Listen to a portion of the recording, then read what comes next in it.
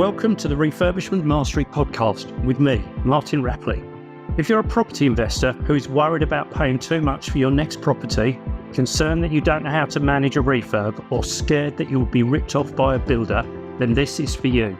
In this podcast, I share over 30 years of experience of managing refurbishments and conversions to help you make more profit, save your time, and ultimately enjoy the process. On with the podcast.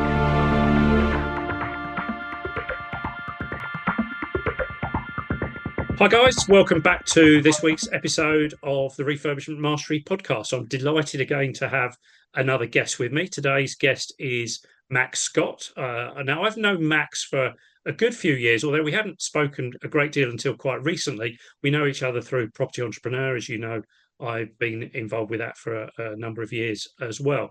And I was talking to Max, and Max has got an interesting background, an interesting story, and some interesting things he's doing now. So I invited him to come along and share some of that with you. So thanks very much, and welcome to Max. Thanks very much for joining me. Thank you very much for having me, Martin. It's a pleasure. And perhaps we can just start with your background pre property and pre things like that, and then bring us up to date as to what you're doing now. Okay, yeah, it's a really interesting question. So before property, I was a student and didn't know the direction I wanted to go in with my life. So chose to do the most generic course possible at university, so business management, and you cover a few basic modules outlining you. But I also launched a business at that time, selling snoring pillows. And what that I think gave me was I paid a little bit more attention in the university lectures. I could apply something now, and so my retention was slightly better. And then through the Entrepreneur Society, I met a professional gambler, and I did an internship with him.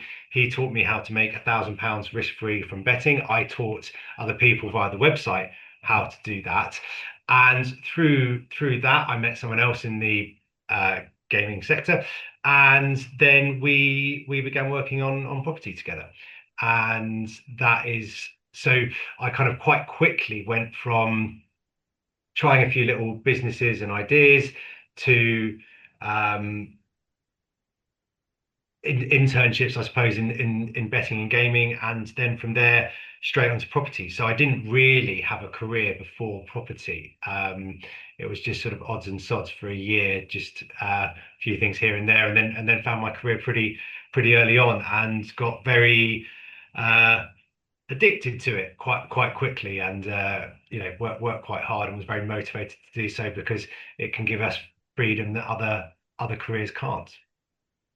Addicted to gambling or addicted to property? Addicted to property. Yeah. And are you still gambling now, or is that in the past? That's in the past. Occasionally I have the odd football accumulator on for a bit of fun. It's Cheltenham coming up at the time we're recording this, but pretty small and on the fun side now. So was your early engagement with property on your properties, or was that with the other people that you'd met through your contacts? The only property book that I've read was Rich Dad, Poor Dad, which my mum got me way before I was into property. And then I had enough money for a deposit, and I thought I need to go into property now, and or at least buy a property, build some passive income, and continue my working career. That's what a lot of people do. And then I saw a little ad pop up for a 2-hour session with Robert Kiyosaki, and I thought, that'd be fun, and it was free. And then of course he wasn't there; it was a lead funnel. And from there I decided that if I was going to spend money buying property, then I might as well spend £1,000 for 3 days learning how to do it better. I'm sure I'd save myself £1,000 in mistakes.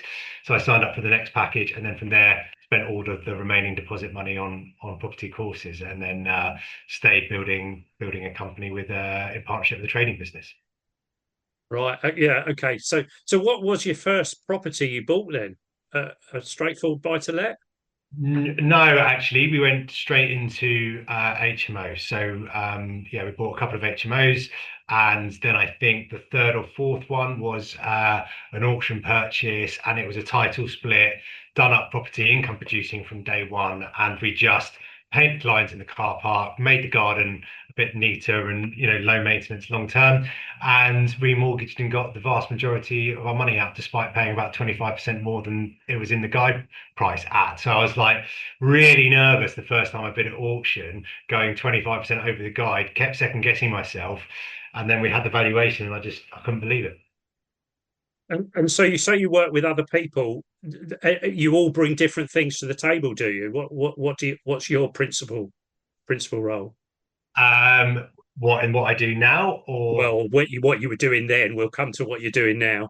so I suppose I was within a year or so, I was the main person at the business, and yeah, I kind of drove it for I don't know 9 to 11 years, something like that, Mm, before deciding that I wanted a change, and a lot of that was around starting a family and needing a different structure in my life and a different set of like responsibilities as well. yeah. And just because this is a refurbishment orientated podcast, I guess you were doing refurbs back in those days. I know there were some good ones where you perhaps didn't do a great deal, but or were you predominantly avoiding refurbs? No. We did a balance. So I suppose the difference with the company that I built is because there was a new source of funds because we were in partnership with a training business. We Our primary metric was return on money left in, as opposed to some people really need to add value to recycle their pot because they're working with their own money. And so what that meant is I certainly became more skilled in achieving a high rent and a high net rent than adding value via refurbishment, particularly when you think about deploying 10 million or 30 million in a year when your previous experience was uh, well, what you were trying to do was growing very quickly. Mm, Doing that all with heavy refurbishment projects would have been quite stressful. So we did, of course, we did lots of HMO refurbishments.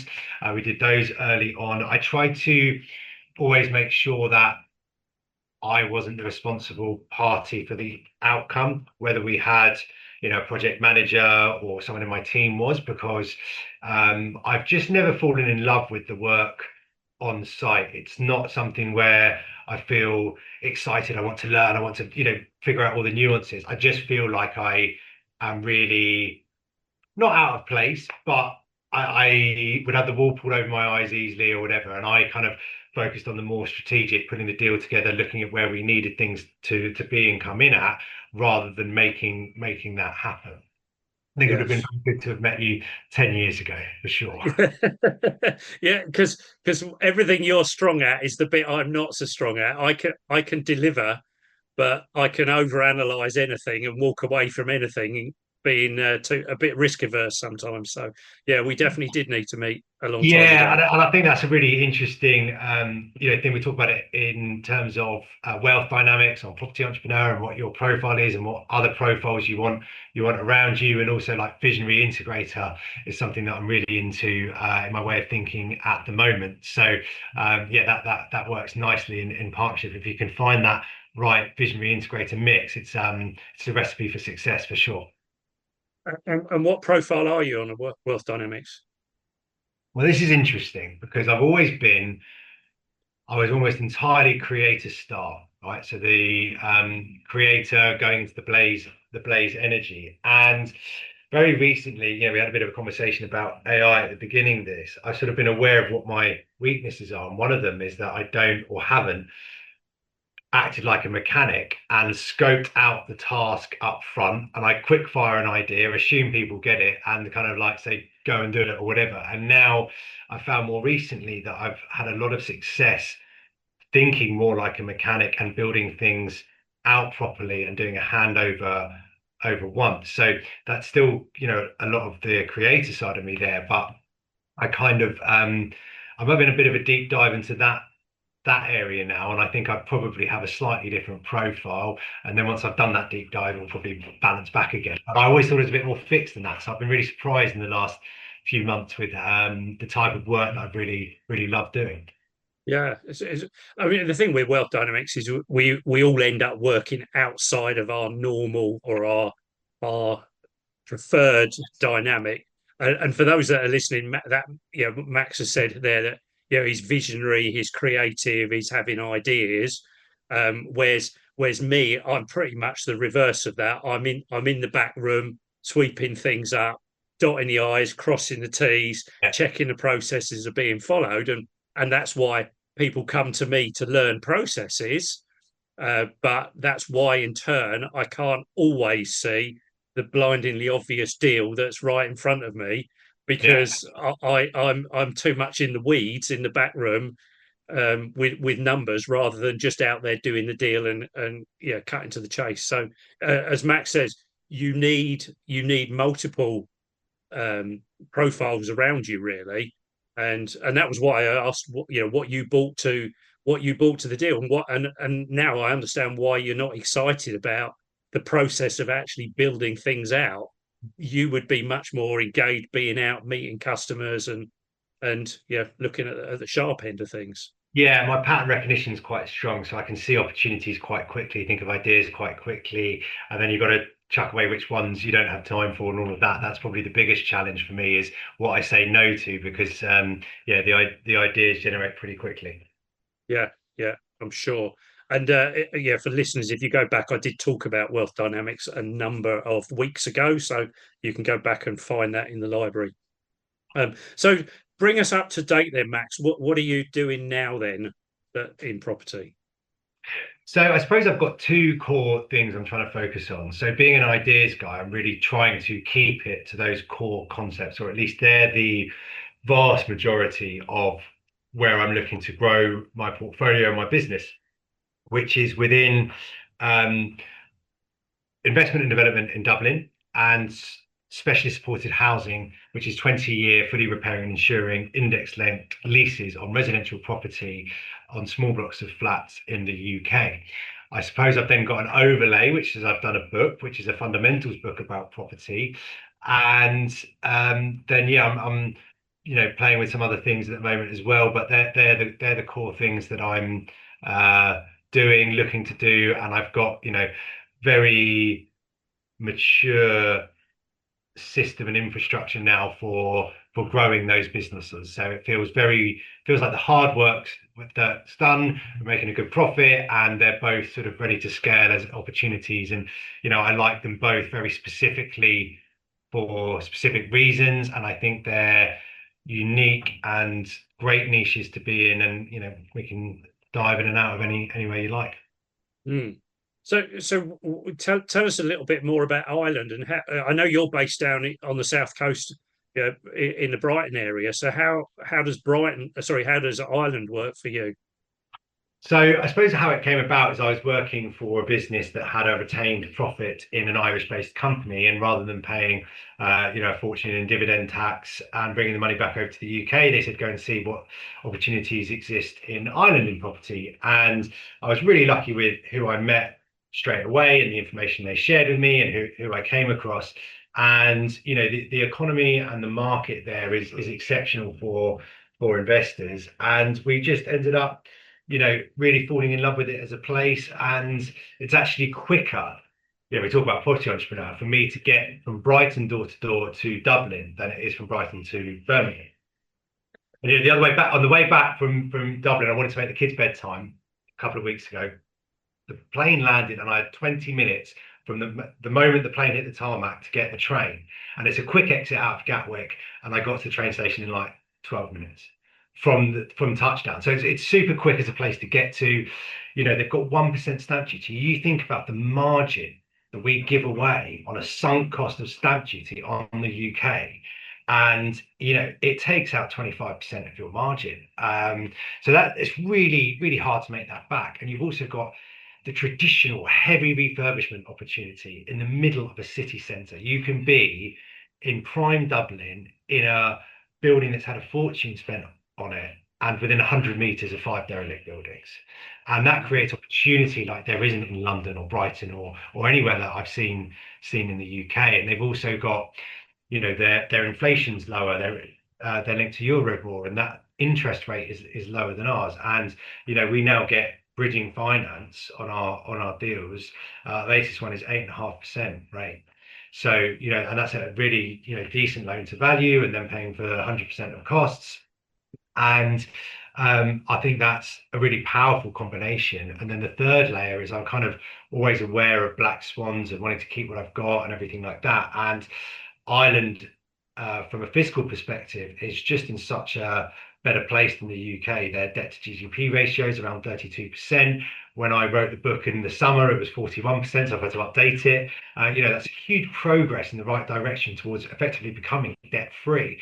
Whereas we're in the opposite trajectory. We've got a budget deficit, and we're at 92% plus, heading towards that 100% tipping threshold where you've almost sort of become servicing debt and not repayment anymore.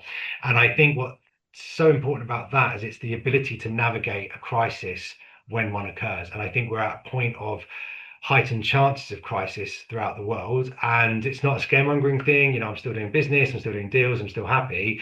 But I do think, it makes sense to diversify and have opportunities in multiple jurisdictions for that reason. Yes, yeah, that makes a lot of sense. And I guess you've got a team over there that you're working with, and they're delivering everything on that side of the water, I presume. Yeah, so it's done in conjunction with Building Futures, which you might know Garrett and Ian from Property Entrepreneur that they founded. And yeah, Garrett's responsible for the sourcing and the refurb execution, Ian for the operations, and then I kind of bring something to the party and like a non-executive board member, and raise money from people that are struggling to make things work in the UK in the same capacity. And we borrow money and then do a portfolio builder service, and I think it works really nicely for people. Yeah. And what kind of projects are those? Are those predominantly flats? So yeah, predominantly flats. It's actually slightly different to the UK in that they're termed pre-63s, which is a building that was converted without planning before 1963. So if you've ever been into a building that's been overly intensely carved up, that is typically what these look like to an extent. Now, bearing in mind, you basically just get dense living accommodation. So you get smaller flats. You've then got more rent per square meter of building, so they're high yielding opportunities. There are nuances you have to be aware of, and fire safety and things like that. And it's not something that a lot of people in Ireland fully understand. Obviously, the more sophisticated people do. And so we're basically really good at overcoming the hurdles that put other people off. And then, yeah, you end up with a building that's at such a high rent that it services the bridging costs, by the time the building's refurbished and rented. And that also reduces risk in that I think one of the things I look at in the UK that would make me nervous is any project that relied on a sale as an exit where you couldn't rent it in the meantime because you've got no debt serviceability and have got to line up that exit and that works completion to be as tight as possible. And of course, every month that drags on, then your costs are going up, your margin's going down, you're still on finance, you're stressed, whatever. And I just, so I try and not play that game basically. So yeah. Yeah, cool. And what are the building regulations and planning restrictions like in Ireland? Are they more flexible than the UK? Yeah, I would say so. Well, certainly on the niches we operate in. So basically, yeah, we talked about pre-63s, the blocks of flats. Then we also have the equivalent of HMOs. So their PD is bigger, so you can add more square meterage to a building without needing full planning. And then they don't have HMO regulations, so it needs to be safe. But basically, there's no Article 4 areas to navigate or anything like that. And they've also got commercial to residential exemption, like similar to what we have over here, and that is also part of our strategy. Right. Yeah. Good. So yeah, understand the market and look for the angles. Yeah, so the conversion projects, because they're new properties, the Irish government actually have a lot of funding for authorised housing bodies, they're known as out there, which is our equivalent of housing associations to buy. So you can actually sell straight to cash buyers funded by the Irish government as well for exits. So and the supported living sector is pretty strong over there as well. So yeah, it's a really interesting market, and I get quite excited when I talk about it, think about it, and I like being part of that journey. Yeah. I haven't been to Ireland for a long time, but it would be a place that would always excite me anyway. Ireland, I think, generally is an exciting place. Just even to the point, right, where you land down and someone says, "Hey, how are you?" And it's just a little bit more engaging than you get in the UK. And it's like, in London, everyone's in a rush, and in Ireland, it's got this great balance of busy, but taking that small second to connect with someone, in the coffee shop or who's serving you or whatever. And yeah, I just always find myself smiling when I'm over there. Yeah. No plans to immigrate though. You know what? It would be good for tax, and it's a lovely country. If they were dragged towards the equator a little bit, and they had some better weather, I think I'd be there rather than in the UK. But as it stands, I would rather not carry around an umbrella permanently with me. So Yeah, I think that would be my summary of Ireland as well. yeah. But it is beautiful, and at some point, when my kids are a little bit older, I'd love to do a tour of the coast of Ireland and everything like Yeah. that. Yeah. Yeah. I did the tour of the West Coast is stunning. So yeah, for anyone who ever gets over there, drive the West Coast of Ireland. It's stunning. So let's then also talk about your 20-year leases, because that was kind of what we were first talking about when Yeah, we it was. had a call a few weeks ago. Yeah. So I suppose I had a background in the supported living sector for quite a few years. I was probably the first person to start a CIC that I know of, and which is a community interest company where you take on supported living tenants. That was probably as long ago as 6 years, 8 years. I can't really remember. And I like the sector for a couple of reasons. One, you give housing to people that genuinely can't go into a letting agent and rent property. And that means something to me. I'm an interesting combination of capitalism and giving back socially where people need it. And I think this ticks a few boxes in that side of things. But for the investment side of things, I also really like the idea that you have gross rent that is closer to net rent, and it's very lean operationally on your team. So my portfolio is managed in, I actually don't know, but I think it's less than an hour a week. I'd be surprised if it's even that much. And it's a really decent rent roll. I've got one AST in my portfolio, the rest is on leases, and you don't have the same management, you don't have the same maintenance, and you don't have the same voids. So, if you can increase your net margin, that's actually really significant. You can probably increase it by 25% just by switching from an AST to a lease. And then you add into that margin over the mortgage, and suddenly you're getting 3 or 4 times the return. So it's really powerful. And then I've been in that sector for ages and wanted to step up into a more scalable model within that. And I basically figured out how to get 20-year leases on buildings. So just to touch on the reason that they exist, if you think about most supported living 3 to 5 year contracts, therefore asylum seekers, people with short-term mental health, fleeing domestic violence, alcohol and drug issues, whatever it is. And the idea is that they get better. And because they're meant to get better, the government funds them short-term, which means you get short-term contracts on your properties, despite the fact that there'll be an influx of new tenants constantly. Whereas when you get to specialist supported housing, what happens is they are homes for life, because the people that need the house when they first take it on do not get better and cannot move out to live independently. And that big advantage is that you get long-term funding. So if they're taking on a long-term commitment to rent your property of 20 years, then the property needs to be in very good condition, which is why this model works much better for new build.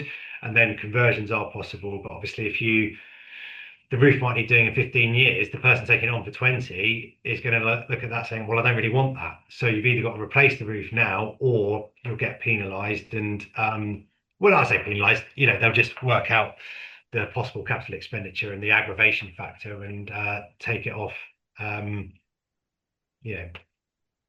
take it off what they pay you.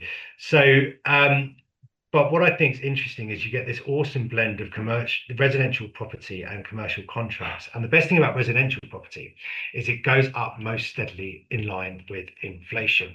You've got inflation impacts wages, that impacts affordability, that impacts prices. You've also got wages on construction costs, that impacts construction costs. You then got inflation on materials, that impacts construction costs.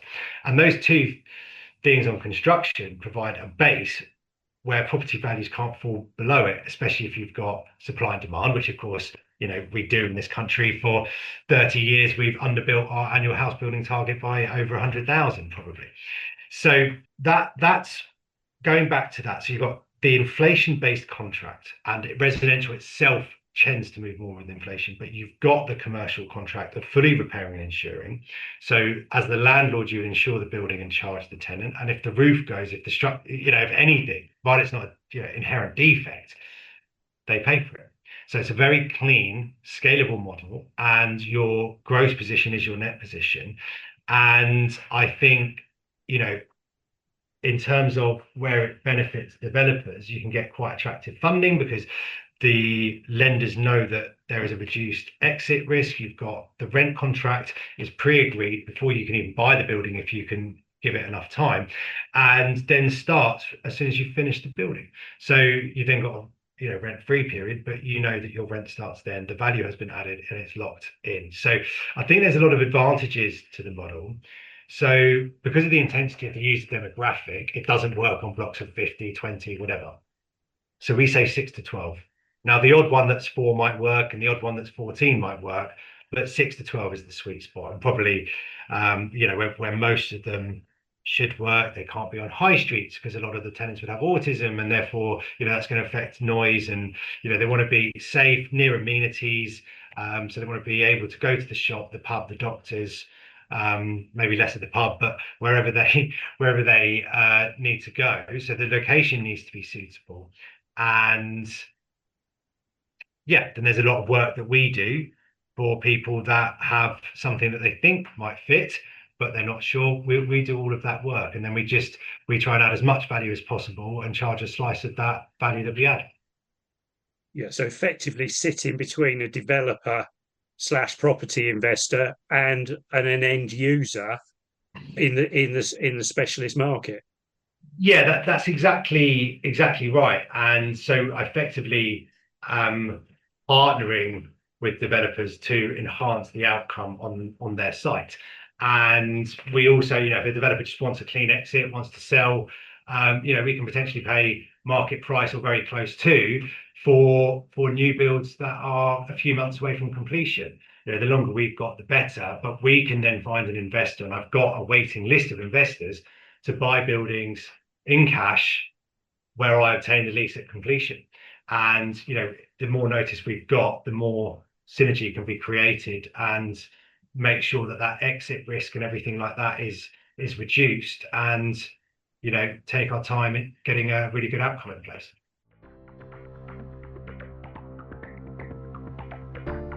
Just jumping in to make sure that you've got everything you need. Now, in a number of these podcasts, you'll have heard me talk about other property investors that I'm currently working with or have worked with in the past. And so I wanted to ensure that you can find out how you can actually work with me. And the best place to start with that is my website, www.refurbishmentmastery.com. On there, you'll find details of training courses that I run. You'll find details about my community, and also how you can work with me on a one-to-one basis when you are progressed far enough down the line. And then if you're not really sure what's right for you and how we can work together, then there's a button at the top. Just hit the button at the top that says book a call. It's absolutely free. It will take you to my diary, find a slot, and we'll be able to talk in the next couple of weeks. Remember, the website is refurbishmentmastery.com. I really look forward to helping you with a successful delivery of all of your projects. Now back to the podcast.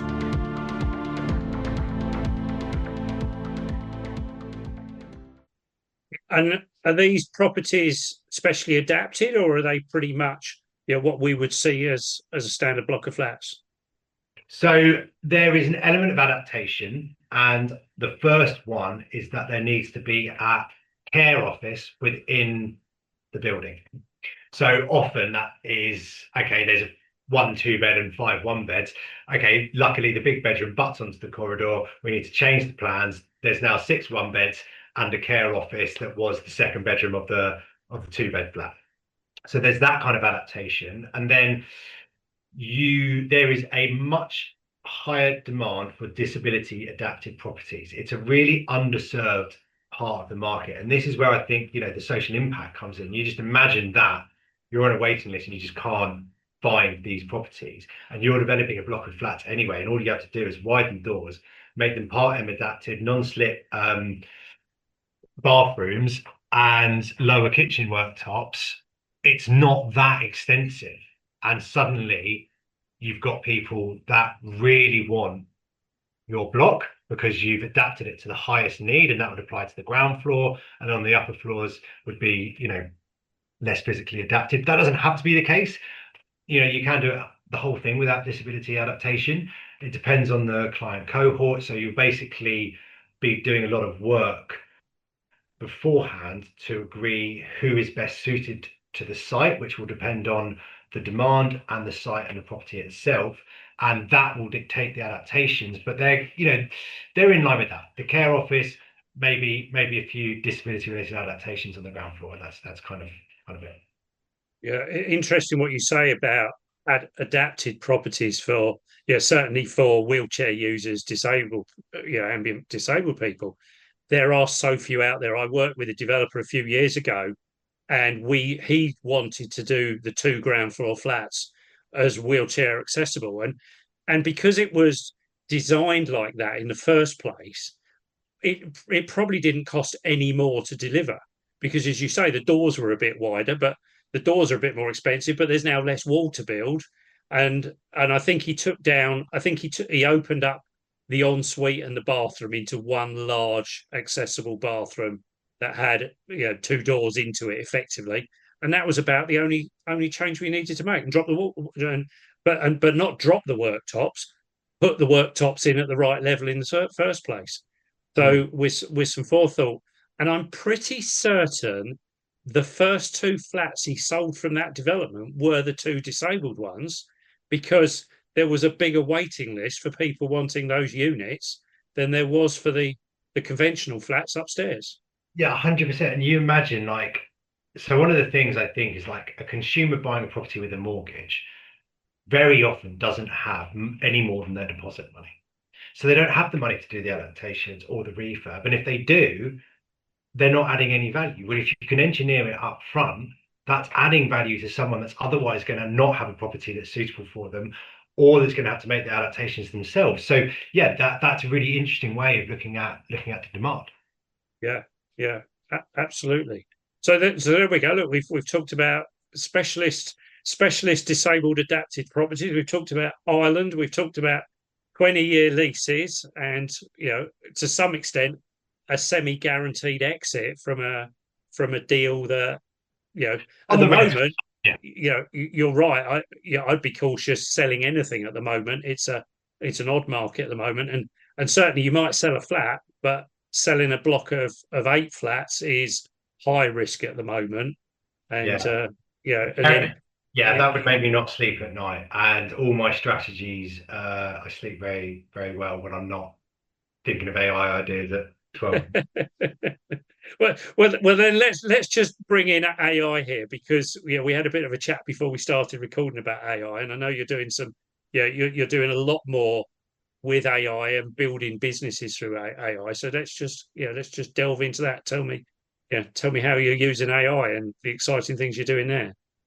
Yeah, okay, great. So I'm using AI more effectively than I ever have. And what I really feel that I've managed to do is 100x my time in versus output quality.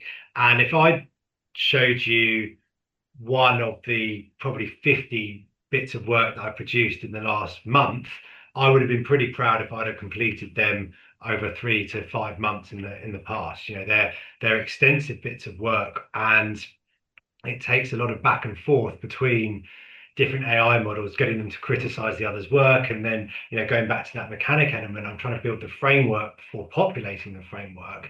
And I've always hated doing content. I've always hated doing writing it, seeing it. So I'm off social media now, but because I wrote the book, I had such a great basis with which to feed it who I was and what I was about. And then I dictate extensively into it so it knows me, the nuances, my ins and outs more. And then, we bulk produced content, chose style, chose all of these things. And, in a week, I did a 90-day content calendar launching for the book, read every single post, tweaked every single post where appropriate. One or two were good straight away, but you want to make it your own as well. And that's now all scheduled via, I'm not sure if it's via AI, but it's like bulk scheduled into these content calendaring apps. So that's one way. I never would have been capable of that 3 months ago, let alone any other time. So that's one way. And then I also did a book promotion plan and how we were going to attack promoting the book, getting our name out there, getting the book out there, and how we were going to devise that between roles. And then when I did that in Claude, we obviously worked on it with some of the other AIs. And then my final sign off, I wanted them to check that there was no further room for improvement and asked what Manus which is the first time I used Manus, and ChatGPT thought of it. And both of them went out of their way, bearing in mind I asked them to criticize the piece of work, to say it was one of the best book promotion plans they've ever reviewed. And what I think is really interesting about that, and I couldn't believe it, right? And whether it's true or not, I don't really care. Like, I think it's very good at the very least, right? Is that's a framework, and that would apply to other businesses.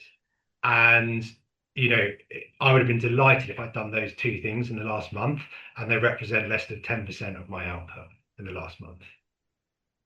Yeah.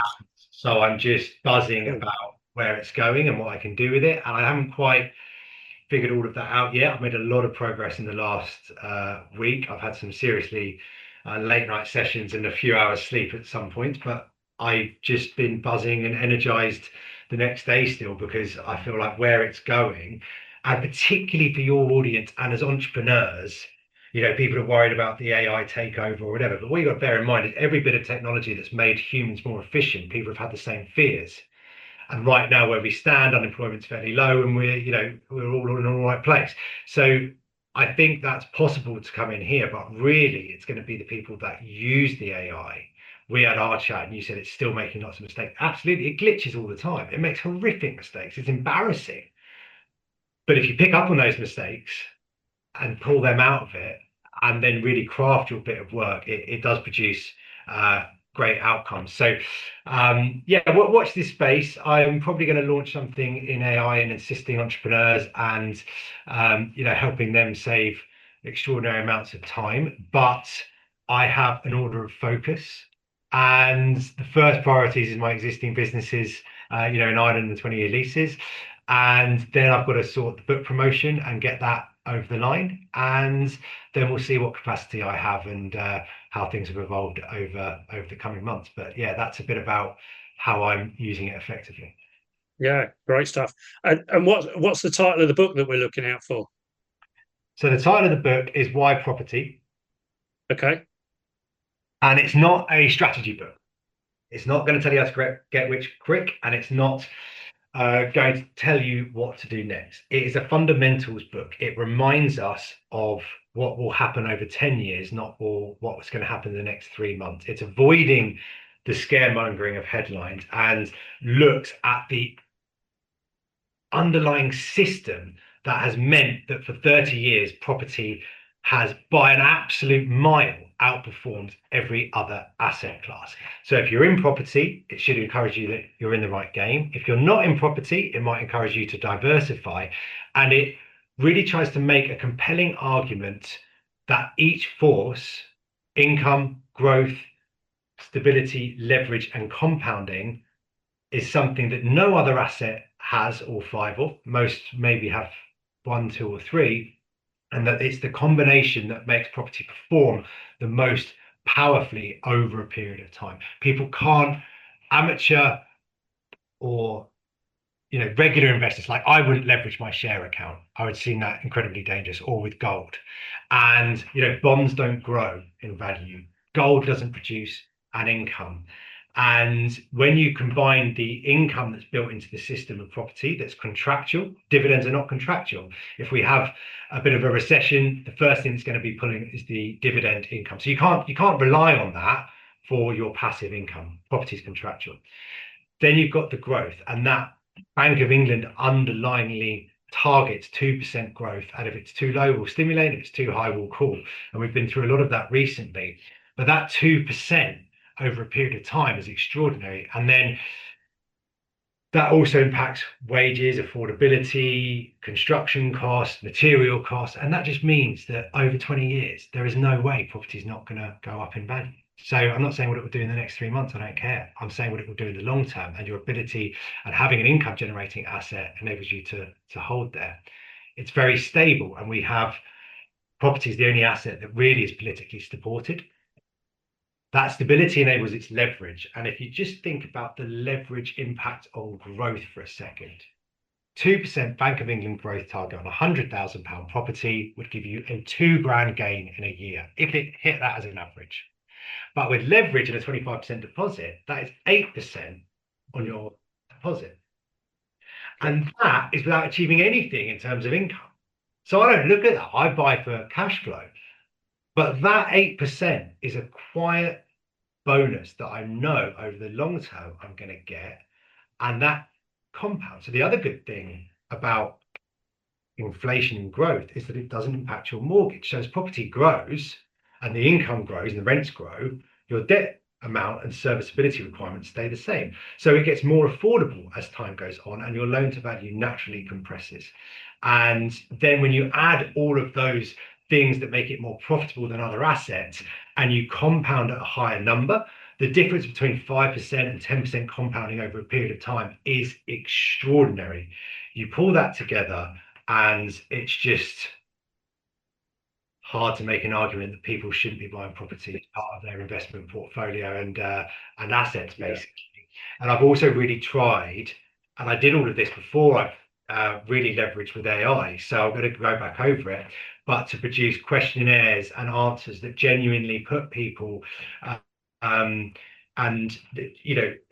take where they are and help them with their next steps as well. So that's just a free diagnostic tool at the end. And yeah, it should be out at the end of May. So watch this space. Excellent. I mean, some cracking points in there about long term, because my best performing asset is the one that I've had 25 years, because it's just sitting there plodding away, doing its thing. And some of the harder ones are the ones that I'm buying more recently, because they're noise, and they take money, and they take time to set up. So it's a great reminder there. I say to people that this is a long-term game. So great reminder, and looking forward to picking up a copy when that comes out later on in the year. So thanks very much for joining me. It's been great to have you. Are there some contacts that we can just leave for some people if they want to get hold of you or track you down? Or Yeah, of course. So if you just search Max Scott Property, that'll bring up website. Do the same for LinkedIn and Instagram. I think Facebook's the same handle as well. And then if you've got an opportunity or there's something you want to discuss directly, then it's hello@maxscottproperty.com. That's great. I'll put all of those into the show notes anyway. So anyone wanting to track you down, I'm sure they'll find you somewhere.